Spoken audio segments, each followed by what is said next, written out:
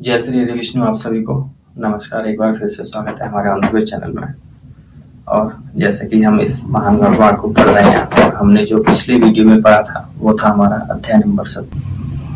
तो आज का जो हमारा अध्याय नंबर है वो है 71। तो आज हम जानेंगे कि हमारे 71वें अध्याय नंबर में क्या है।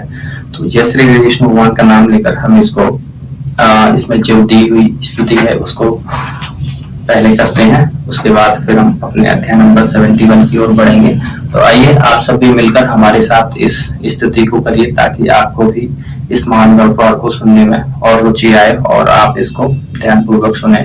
तो आइए स्तुति करते हैं। तुमेव माता च पिता तुमेव बंधु च सखा तुमेव विद्या द्रढ़म तुमेव सर्वम देवते। जय श्री विष्णु। तो चलिए आइए हम अपने अध्याय नंबर 71 की ओर चलते हैं और उसमें जानते हैं कि हमारा अध्याय नंबर का नाम क्या है। ब्रह्मलोचा नामक अप्सरा की दिव्य कन्या के मानिनी से प्रजापति रुचि का विवाह।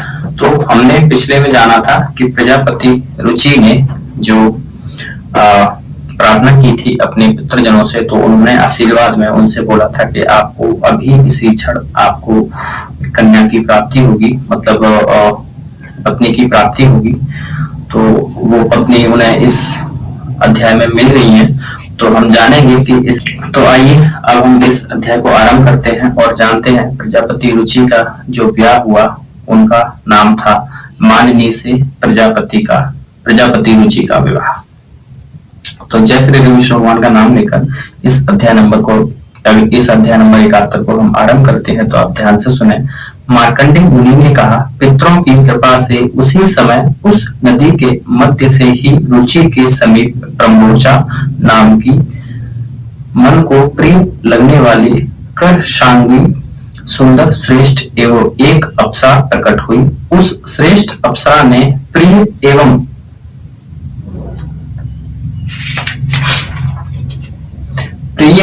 एक अतिशय सुंदरी कन्या उत्पन्न हुई है। मैं उस सुंदर स्वरूप वाली मानिनी नाम वाली कन्या को भार्या के रूप में आपको प्रदान करती हूँ। आप इसे वरण करें। इस कन्या के अतिशय बुद्धिमान मनु नामक आपका पुत्र उत्पन्न होगा। इस पर उस रुचि ने ऐसा ही होगा इस प्रकार कहा। ऐसा कहने पर उस नदी के मध्य जल से मानिनी नाम की शरीर धारिणी एक दिव्य कन्या निकली।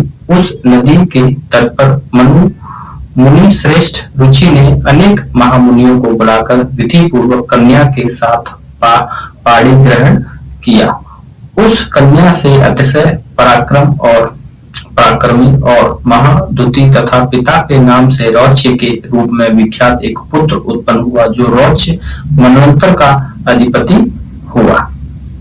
तो ये हमारा अध्याय नंबर था 71 जो समाप्त हो गया, मतलब 71 जो समाप्त हो गया। अब हमारा जो अध्याय नंबर है वो है 72। तो हम इसी में उसको आरंभ करेंगे।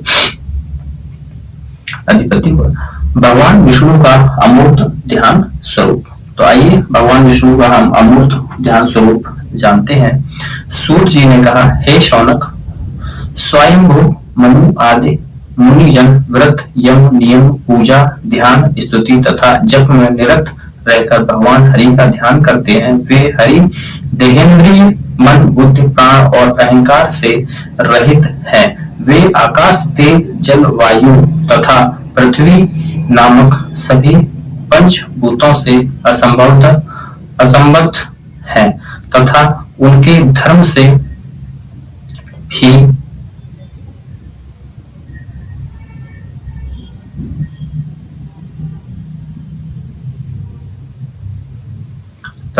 रहित हैं। वे सभी प्राणियों के स्वामी, सबको आबद्धक नियम करने वाले नियंता एवं इस जगत के प्रभु हैं।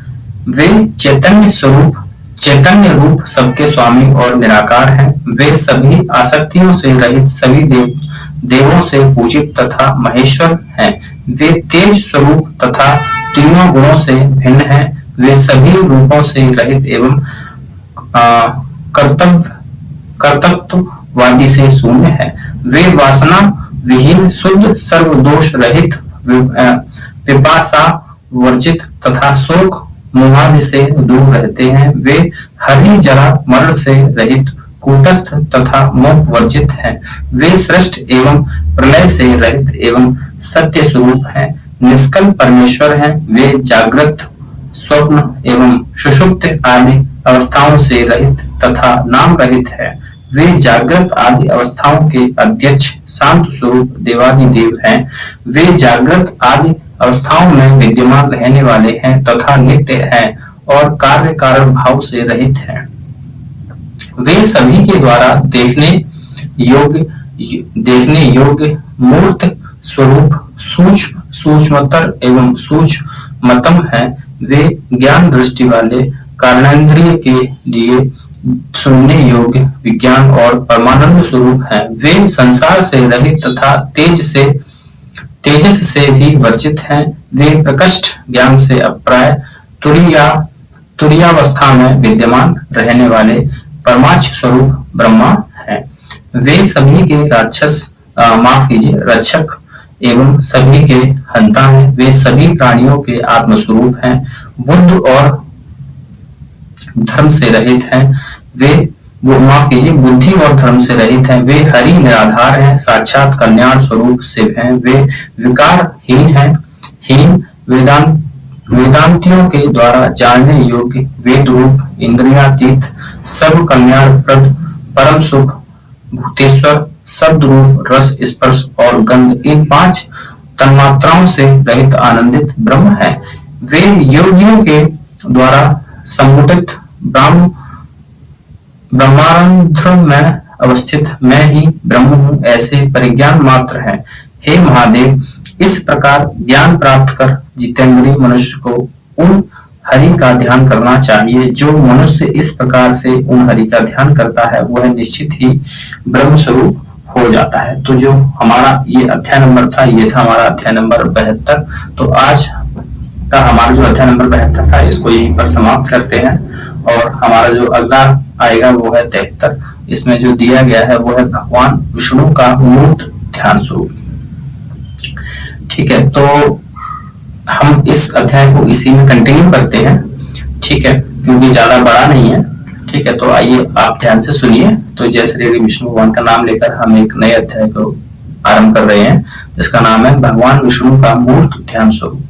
भगवान हरि का मूर्त ध्यान रूप इस प्रकार है। वे विष्णु करोड़ों के सूर्य के समान जैसी अद्वितीय प्रभा संपन्न, कुंद पुष्प एवं गौदुग्ध सदृश धवल वर्ण है। मोक्ष चाहने वाले मुनियों के ऐसे श्री हरि का ध्यान करना चाहिए। वे अत्यंत सुंदर एवं विशाल शंख संभवित हैं। हजारों सूर्य के समान प्रचंड ज्वालाओं की माला से वेष्टित, उग्र रूप, चक्र से युक्त, शांत स्वभाव और सुंदर मुखमंडल वाले वे विष्णु अपने हाथ में गदा धारण करते हैं। वे रत्नों से देदीप्यमान, बहुमूल्य किरीट से युक्त, सर्वत्र गामी देव कमलों को धारण करते हैं। वे वनमाला को धारण करने वाले तथा शुभ्र हैं, समान स्कंधों वाले तथा स्वर्ण भूषणों को धारण करते हैं। वे शुद्ध वस्त्र धारण करने वाले, विशुद्ध देह वाले और सुंदर कांति वाले हैं तथा कमल पर विराजमान रहते हैं। वे स्वमय शरीर वाले विष्णु सुंदर हार, शुभ अगंध मतलब बाजूबंद, केयूर और वनमाला से अलंकृत हैं। वे श्रीवत्स कौस्तुभ मणि धारण करने वाले हैं एवं लक्ष्मी से वंदनीय और नेत्र दिव्य से शोभायमान है। वे अणिमादिक गुणों से संभवित विष्णु जगत के सृष्टिकर्ता और संहारक हैं। वे मुनि, देव तथा दानव सभी के लिए ध्यान गम्य अत्यंत सुंदर हैं। वे ब्रह्मादि से लेकर स्तंभ पर्यंत समस्त प्राणी वर्ग के हृदय में विराजमान है। वे सनातन अव्यय, सभी के ऊपर कृपालु प्रभु नारायण देवादिदेव तथा चमकते हुए मकराकृत कर्ण कुंडलों से सुशोभित हैं। वे दुख विनाशक, पूजनीय, मंगलमय, दुष्टों के संहारक, सर्वात्मा स्वरूप, सर्वत्रगामी और ग्रह दोषों के निवारक हैं। वे दिव्यमान नखों से संभवित तथा सुंदर सुंदर अंगुलियों से संपन्न, जगत के षड स्थल सभी को सुख देने वाले सौम्य स्वरूप महेश्वर हैं। वे समस्त अलंकारों से अलंकृत, सुंदर, चंदन से संलिप्त, सर्व देव संभवित तथा सभी देवताओं का प्रिय करने वाले हैं। वे संपूर्ण लोकों के हितैषी, सर्वेश्वर एवं सभी की भावनाओं में विराजमान रहते हैं। वे सूर्य मंडल से अधिष्ठित देव, अग्नि और जल में भी निवास करते हैं। वे वासुदेव, जगत के दाता और मुमुक्षुओं के ध्यान करने योग्य हैं। हे हर, इस लोक में प्राणियों के द्वारा मैं ही वासुदेव हूँ। इस प्रकार चिंतनीय वे हरि आत्मस्वरूप हैं। जो मनुष्य इस प्रकार के भगवान विष्णु का ध्यान करते हैं, वे परम गति प्राप्त करते हैं। प्राचीन काल में महर्षि याज्ञवल्क्य ने ऐसे स्वरूप वाले उन देवेश्वर का ध्यान किया था, जिसके फलस्वरूप धर्मोपदेश के कर्तव्य को प्राप्त करके उन्होंने परम पद प्राप्त किया था। जो मनुष्य इस विष्णु ध्यान नामक अध्याय का पाठ करता है, उसको भी परम गति की प्राप्ति होती है। तो आज का जो हमारा अध्याय था, ये था अध्याय नंबर 73, जो हमने इसमें कंप्लीट कर लिया था।